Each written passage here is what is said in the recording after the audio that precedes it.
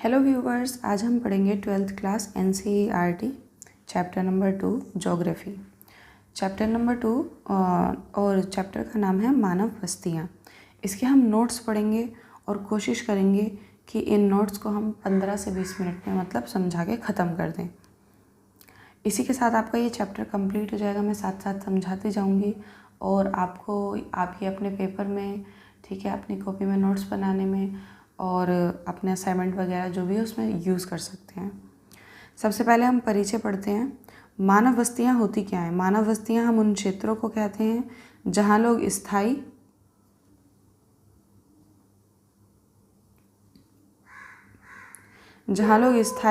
या फिर अस्थायी रूप से निवास करते हैं। यानी कि मानव बस्तियाँ किन्हें कहते हैं? मानव बस्तियाँ उस जगह को कहते हैं जहाँ पे लोग रहते हैं, चाहे स्थायी रूप से चाहे अस्थायी रूप से। स्थायी यानी कि हमेशा हमेशा जब रहते ही रहते हैं, जैसे कि हम कॉलोनियों में या अपार्टमेंट या कहीं पे भी रहते हैं। और अस्थायी जैसे कि कुछ टाइम के लिए रहते हैं और फिर चले जाते हैं। चाहे स्थायी अस्थायी कैसे भी रहते हैं, वहाँ रहते हैं, तो उनको हम मानव बस्तियाँ कहते हैं। बस्तियाँ जो हैं वो दो प्रकार की होती हैं, ग्रामीण और शहरी। आप जानते ही हैं, कुछ जगहों को गांव कहते हैं तो वो ग्रामीण बस्तियाँ हैं, और कुछ जगहों को शहर कहते हैं, वो शहरी बस्तियाँ हैं। अब कैसे डिसाइड किया जाता है कि कोई जगह जो है वो गांव है या शहर है? तो उसके कुछ मापदंड होते हैं, उसके अकॉर्डिंग बताया जाता है। आगे पढ़ेंगे। पहले पढ़ते हैं ग्रामीण बस्तियाँ कि गांव किसे कहते हैं। देखो, ग्रामीण बस्तियाँ मुख्य रूप से कृषि और प्राकृतिक संसाधनों पर निर्भर होती हैं। ऐसी बस्तियाँ जहाँ पे जो कामकाज है ज़्यादातर कृषि से जुड़ा हुआ होता है। आप देखेंगे कि 90% लोग कृषि पे लगे हुए होते हैं, ठीक है, खेतों में काम करते हैं, बागों में काम करते हैं। मतलब कुल मिला के कृषि और प्राकृतिक संसाधनों वाले काम जो होते हैं, प्राकृतिक संसाधनों मतलब हाथ वाले काम करते हैं, जैसे हाथ से कुछ सामान बनाना, ठीक है, और छोटे मोटे काम करना। मशीनीकरण का बहुत कम यूज़ होता है। पहला तो ये होता है गांव में। दूसरा, भारत में ग्रामीण बस्तियों का जो आकार और बनावट है वो भौगोलिक स्थिति, जलवायु और कृषि की उपयुक्तता पर निर्भर करती है। भारत के जो गांव हैं, हर जगह के गांव ऐसे नहीं होते हैं। आप देखेंगे कि अमेरिका और यूरोप की तरफ के गांव बहुत ज़्यादा अलग होते हैं। वहाँ के जो किसान होते हैं वो बहुत ज़्यादा मालदार होते हैं, बहुत ज़्यादा पैसे वाले होते हैं। जैसे हम यहाँ किसान सुनते ही हमारे मन में जो एक तस्वीर आती है वो आती है गरीबी की। किसान माने गरीब, क्योंकि हमने देखा है कि भारतीय किसान ऑलमोस्ट गरीब ही होते हैं। लेकिन हम दूसरी तरफ देखेंगे कि यूरोप और अमेरिका में ऐसा नहीं होता। वहाँ के किसान बहुत ज़्यादा, उनके पास हवाई जहाज़ होता है और हेलीकॉप्टर और बहुत सारी मशीनरी वगैरह होती है, बहुत पैसे वाले होते हैं। तो ये मत समझना कि यहाँ के जो गांव होते हैं, सब जगह के गांव ऐसे ही होते हैं। सब जगह के गांव अलग अलग होते हैं। तो भारत में ग्रामीण बस्तियों का जो आकार और बनावट होती है भौगोलिक स्थिति और जलवायु और कृषि की उपयुक्तता पर निर्भर करती है। यानी कि आकार कैसा होता है? छोटा होता है। भौगोलिक बनावट कैसी होती है? ज़्यादा प्लेन नहीं होती है, ऊंच नीच, ठीक है। और जलवायु और कृषि की उपयुक्तता ज़्यादा होती है। यह बस्तियां कम जनसंख्या घनत्व, प्राकृतिक परिवेश और कृषि कार्यों में घिरी होती हैं। जनसंख्या कैसी होती है? कम होती है। गांव की जनसंख्या बहुत कम होती है, छोटा एरिया होता है, ठीक है। जनसंख्या घनत्व यानी कि दूर दूर लोग रहते हैं, दूर दूर। जैसे पास शहर में आपने देखा होगा जनसंख्या घनत्व ज़्यादा होता है, यानी कि छोटी सी जगह में बहुत सारे लोग रहते हैं। लेकिन गांव में बड़ी सी जगह में कम लोग रहते हैं, बड़े बड़े घर होते हैं। प्राकृतिक परिवेश होता है, यानी कि चारों तरफ आपको प्रकृति का नज़ारा देखने के लिए मिलेगा, जैसे खेत खलिहान, बाग वगैरह ये सब। और ज़्यादातर लोग जो है आपको कृषि के कार्यों में देखने के लिए मिलेंगे। ग्रामीण बस्तियाँ भीतरी मार्गों से जुड़ी होती हैं। मतलब अंदर अंदर छोटे छोटे अपने खुद के मार्ग बनाए रखते हैं। जैसे कि एक मेन रोड है, तो मेन रोड और अगर अंदर जाना है तो पतली पतली गलियाँ वगैरह आपको मिलेंगी, छोटी छोटी गलियाँ मिलेंगी, और फिर आपको किसी का घर वगैरह मिलेगा। तो खुद के भीतरी मार्ग से, भीतरी यानी कि अंदर अंदर मार्ग बनाए रखते हैं, उनसे जुड़ी हुई होती है। और उनमें मुख्यतः खेती, पशुपालन और अन्य कृषि कार्य शामिल होते हैं। पशुपालन जैसे कि गाय, भैंस, बकरी ये सब पालना, दूध के लिए खेती करना, और अन्य पशुपालन जैसे मुर्गी पालन, ठीक है, ये सब चीज़ें मोस्टली वहाँ पे की जाती हैं। इसके बाद हम आ जाते हैं शहरी बस्तियाँ। शहरी बस्तियाँ कैसी होती हैं, किन्हें हम शहर कहेंगे? तो शहरी बस्तियाँ मुख्य रूप से गैर कृषि कार्यों पर निर्भर करती हैं, मतलब कृषि कार्य यहाँ पे नहीं होते, होते हैं तो ना के बराबर होते हैं। यहाँ पे कैसे कार्य होते हैं? उद्योग, व्यापार और सेवाएं। उद्योग यानी कि फैक्ट्रियाँ वगैरह लगी हुई होती हैं, उसमें लोग काम करते हैं। व्यापार यानी कि बिजनेस होते हैं। और सेवाएं जैसे कि डॉक्टर, टीचर, वकील, ये सारे काम ज़्यादातर लोग करते हैं। यह बस्तियाँ बड़ी होती हैं, मतलब गांव के मुकाबले एक शहर बहुत बड़ा होता है। इसमें ज़्यादातर सुविधाएं होती हैं, जैसे कि हॉस्पिटल और बहुत सारी सेवाएं, ये सब सुविधाएं होती हैं। परिवहन की सुविधाएं, आने जाने की सुविधाएं, सड़कें, सारी सुविधाएं देखने के लिए मिल जाएंगी, जैसे स्वास्थ्य, शिक्षा, परिवहन आदि।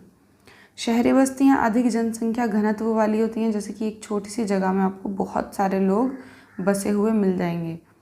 और उच्च आर्थिक गतिविधियों के कारण तेज़ी से विकसित होती हैं, क्योंकि यहाँ पे उद्योग और व्यापार और सेवाएं होती हैं, तो इन चीज़ों में जो है जो कमाई होती है वो ज़्यादा होती है, तो इस वजह से ये तेज़ी से पनपती हैं और इनका विकास भी तेज़ी से होता है। भारत में शहरीकरण का प्रमुख कारण रोजगार के अवसरों की वृद्धि और बेहतर जीवन शैली की चाहत है। यहाँ पे जो कोई गांव अगर शहर बन जाता है, शहर बनने की चाह रखता है, या फिर लोग गांव से शहर की तरफ पलायन कर जाते हैं, चले जाते हैं, तो वो इसीलिए जाते हैं रोज़गार के अवसर की तलाश में, ताकि उन्हें रोज़गार मिल सके, बेहतर जीवन मिल सके, काम मिल सके और उनका लाइफस्टाइल अच्छा हो सके। इसी तलाश में कोई गांव शहर बनने के लिए मजबूर होता है, ठीक है। कोई अपना घर छोड़ के शहर जाने के लिए मजबूर होता है, नहीं तो किसी को शौक़ नहीं पड़ा शहर जाने का। इसके बाद हम आते हैं बस्तियों का विकास और फैलाव, ठीक है। आखिर बस्तियां बनती कैसे हैं, उनका विकास कैसे होता है और वो कैसे फैलती जाती हैं। बस्तियां विभिन्न भौगोलिक और सांस्कृतिक कारणों के चलते विकसित होती हैं। मतलब कोई जगह जो है वो वहाँ पे लोग रहना क्यों पसंद करते हैं, तो उसके बहुत सारे कारण हो सकते हैं। पहला तो भौगोलिक यानी कि मान लो किसी जगह पे नदी है, पानी मिल रहा है, ठीक है, वहाँ पे जो नदी का किनारा है वहाँ पे कृषि अच्छे से होती है, यानी कि कुछ उगाते हैं तो ज़्यादा मेहनत नहीं करनी पड़ती, उग जाता है, तो ये भौगोलिक कारण हो गए। आपने देखा होगा ज़्यादातर शहर जो हैं वो नदी के किनारे ही बसे हुए हैं, या आप देख सकते हैं हर बड़े शहर में से आपको एक नदी जाते हुए मिलेगी, क्योंकि पुराने टाइम में वो शहर नदी के किनारे इसीलिए बसे ताकि वहाँ पे कृषि अच्छे से हो सके और पानी की आपूर्ति भी हो सके। तो भौगोलिक कारण हो गया। दूसरा सांस्कृतिक कारण। सांस्कृतिक यानी कि मान लो किसी जगह पे हमारी कोई पिछली याद, संस्कृति वगैरह जुड़ी हुई है, जैसे कि अभी आप देखेंगे जिस जगह पे राम मंदिर बना है वहाँ के आसपास के जो रेट हैं वो बढ़ गए होंगे, क्योंकि अब राम मंदिर बनने की वजह से जो लोगों की आस्था है वो और मतलब दुगनी हो गई। और जो लोग मतलब मानते हैं, मतलब जो लोग हिंदू कम्युनिटी से बिलोंग करते हैं, तो उनके लिए वो जगह और ज़्यादा अच्छी हो गई कि वहाँ पर राम मंदिर बनाए, तो वो लोग वहाँ पे रहना पसंद करेंगे ताकि उन्हें वहाँ से वो व्यू दिख सके और वहाँ पे वो रहना पसंद करेंगे कि उनकी संस्कृति की वो जगह हो गई। ऐसे ही मान लो किसी जगह पे बहुत पुरानी मस्जिद है या चर्च है, तो लोग उसके आसपास रहना पसंद करेंगे क्योंकि वो उसकी संस्कृति से जुड़ा हुआ है। तो इस तरीके से ये सब हो जाते हैं सांस्कृतिक कारण, ठीक है। तो इसके चलते जो कोई भी बस्ती है वो क्या होती है, विकसित होती है। दूसरी पानी की उपलब्धता, उर्वर भूमि, जैसे कि अभी मैंने बताया कि जहाँ पे भी नदी होती है उसके आसपास ही शहर डेवलप होते हैं, तो पानी कहाँ पे आसानी से मिलेगा, वहीं पे भूमि उर्वर होगी। उर्वर यानी कि वहाँ खाद पानी की ज़्यादा ज़रूरत नहीं होगी, कुछ उगाते हैं तो बड़ी आसानी से उग जाता है। जलवायु कैसी है, मतलब ज़्यादा गर्म तो नहीं है, ज़्यादा ठंडी तो नहीं है, वहाँ पे लोग रहना पसंद करते हैं। प्राकृतिक संसाधनों की नज़दीकी है, यानी कि प्राकृतिक संसाधन जैसे कि खाने के लिए या फिर चीज़ें बनाने के लिए, ठीक है, कोई भी चीज़ बनाने के लिए जो सामान है वो आसानी से मिल जाता है, ज़्यादा मेहनत नहीं करनी पड़ती। इन कारणों से कोई भी बस्ती जो है वो कहीं पे बसती है, पहले देखना पड़ता है कि वो जगह रहने लायक है या नहीं। ऐतिहासिक, धार्मिक और सांस्कृतिक कारणों से भी कई स्थानों पर बस्तियां विकसित हुई हैं। जैसे कि ऐतिहासिक कारणों से किसी के पूर्वज वहाँ पे रहते थे, तो इसीलिए आने वाली नस्ल भी वहीं पे रहती है, इस तरीके से।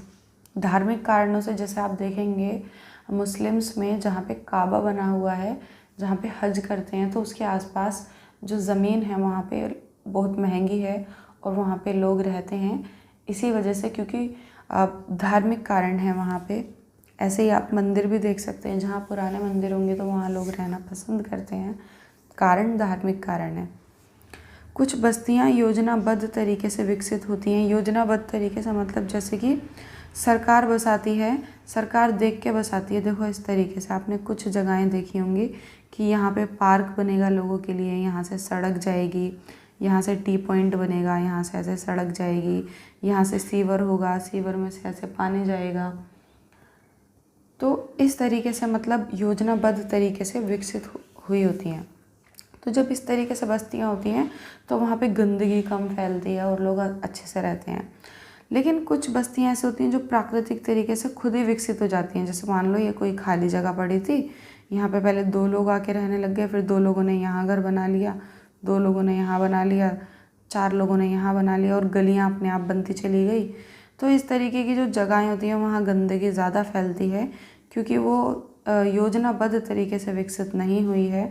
बारिश पड़ती है तो पानी ठीक से निकल नहीं पाता और गंदगी होती है तो वहाँ पे कूड़ा गाड़ी जो है वो साफ़ करने के लिए पतली गलियों में जा नहीं पाती।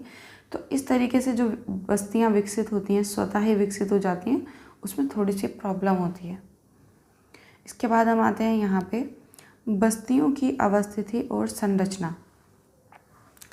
तो बस्तियाँ 4 प्रकार की होती हैं: स्थायी बस्तियाँ, अस्थायी, सघन और विस्तृत।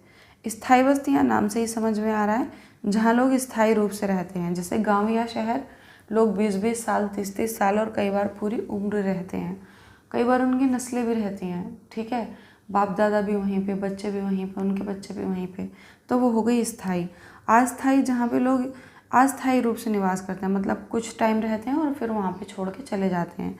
ऐसा जैसे कि खानाबदोश और आदिवासी लोग करते हैं, एक जगह पे 5 या 6 महीने टिकते हैं, कई बार 2 से 3 महीने या हफ्ते टिकते हैं और फिर उस जगह को छोड़ के दूसरी जगह पे रहने शुरू कर देते हैं। तो ऐसी बस्तियों को हम कहते हैं अस्थायी बस्तियाँ। फिर इसके बाद आती हैं सघन बस्तियाँ। सघन बस्तियाँ यानी कि अत्यधिक जनसंख्या वाली, जैसे कि दिल्ली, मुंबई, इस तरीके की बस्तियाँ जो नदी घाटियों के आसपास बसी हुई होती हैं। बाद में वो शहर हो जाते हैं, फिर उद्योग लग जाते हैं, फिर बहुत सारे लोग वहाँ काम की तलाश में आते हैं, वो भी वहीं बस जाते हैं और ऐसे करके वो बस्तियाँ सघन सघन सघन और बहुत सघन होती चली जाती हैं। तो उनको हम कहते हैं सघन बस्तियाँ। फिर विस्तृत। विस्तृत यानी कि बिखरी हुई, जहाँ पे जनसंख्या बहुत कम होती है। तो कम जनसंख्या घनत्व वाली बस्तियाँ, जैसे कि जो पहाड़ों में रहते हैं, पहाड़ों में लोग अक्सर दूर दूर रहते हैं, जंगलों में भी दूर दूर रहते हैं और मरुस्थल में जैसे कि रेगिस्तान में दूर दूर रहते हैं, जगह बहुत बड़ी होती है। तो ऐसी बस्तियों को हम विस्तृत बस्तियाँ कहते हैं कि जगह बहुत बड़ी है और लोग बहुत कम हैं। इसके बाद हम आते हैं शहरीकरण के प्रभाव, कि शहरीकरण जो होता है उसके प्रभाव क्या होते हैं। प्रभाव मतलब ये हमें नकारात्मक और सकारात्मक, नेगेटिव और पॉजिटिव दोनों तरीके की चीज़ें बताने हैं, क्योंकि प्रभाव तो दोनों तरीके के होते हैं, पॉजिटिव भी और नेगेटिव भी, अच्छा बुरा सब बताना है यहाँ पे शहर के बारे में। शहरीकरण के कारण गांव से शहर की ओर अत्यधिक जनसंख्या प्रवास हो रहा है, जो कि हमें दिख भी रहा है कि गांव से शहर की तरफ बहुत सारे लोग जाते हैं काम की तलाश में। शहरों में बढ़ती जनसंख्या के कारण बुनियादी सुविधाओं का संकट उत्पन्न हो रहा है। अब सोचो कि मान लो 10 लोगों के रहने की जगह है और वहाँ पे 25 या 30 लोग आ जाते हैं, तो ऐसे में वहाँ पे जो बुनियादी सुविधाएं हैं उनका संकट उत्पन्न हो जाता है कि मतलब जैसे खाने की सुविधाएं, रहने की सुविधाएं और इस तरीके की जो पानी हो गया, स्कूल हो गए, हॉस्पिटल हो गए, बुनियादी सुविधाएं हैं। तो कम लोगों की जगह पे ज़्यादा लोग रह रहे हैं, तो सुविधाएं का जो संकट है वो उत्पन्न हो जाता है। शहरीकरण के परिणाम स्वरूप झुग्गी बस्तियों का विकास हो रहा है और शहरों में भीड़ भाड़ बढ़ रही है, ठीक है, क्योंकि जब जगह महंगी होती है रहने की तो लोग क्या करते हैं, झुग्गी झोपड़ी वहाँ पे ख़रीद लेते हैं, ठीक है। पहले तो कुछ लोग वहाँ पे जाके बसते हैं, फिर वो लोग उस जगह को बेच देते हैं और जो लोग खरीदते हैं फिर वो रहने लगते हैं, फिर ऐसे ही खरीदते रहते हैं एक दूसरे से। इसके साथ ही पर्यावरणीय समस्याएं भी बढ़ रही हैं, जैसे कि जल प्रदूषण, वायु प्रदूषण, भूमि प्रदूषण, क्योंकि एक ही जगह को जब बहुत सारे लोग यूज़ करते हैं तो वहाँ पे प्रदूषण बढ़ता है, इसलिए शहरों के ये सारे प्रभाव हो रहे हैं। इसके बाद ये हमने पढ़ लिया है शहरीकरण के प्रभाव अभी ऊपर। इसके बाद हम आते हैं समाधान और योजनाएं। हम क्या समाधान कर सकते हैं? सबसे पहले तो संतुलित विकास। हम इस जड़ तक जाएं कि आखिर लोग शहरों की तरफ भाग क्यों रहे हैं। तो वो भागते हैं काम की तलाश में। अगर हम गांव में ही वो सारी चीज़ें देना शुरू कर दें, सरकार गांव में ही डेवलपमेंट शुरू कर दे, तो किसी को भी अपना घर छोड़ के शहर जाने की ज़रूरत नहीं पड़ेगी। दूसरा, शहरी नवीकरण और आवास योजना। मतलब नए शहर जो बनाए जाएं उसमें योजनाबद्ध तरीके से शहर को बसाया जाए और जो पुराने हैं उसको भी ठीक किया जाए, उनके सीवर सिस्टम और सुविधाएं अच्छी की जाएं। पर्यावरण संरक्षण। पर्यावरणीय सुधार के लिए वृक्षारोपण यानी कि वृक्ष लगाए जाएं, पार्क बनाए जाएं, ग्रीन बेल्ट योजनाएं बनाई जाएं और बाकी चीज़ों पे भी, हवा पानी सब चीज़ों पे ध्यान दिया जाए, जिसकी वजह से पर्यावरण में संरक्षण कम नहीं तो ज़्यादा नहीं तो कम से कम तो हो ही सके। शिक्षा और स्वास्थ्य सुविधाएं।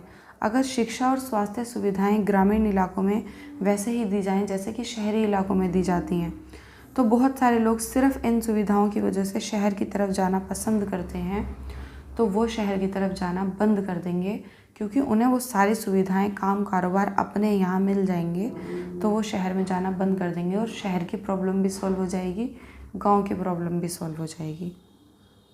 तो इसी के साथ आपका ये चैप्टर हो जाता है कंप्लीट। आई होप आपको पसंद आया होगा।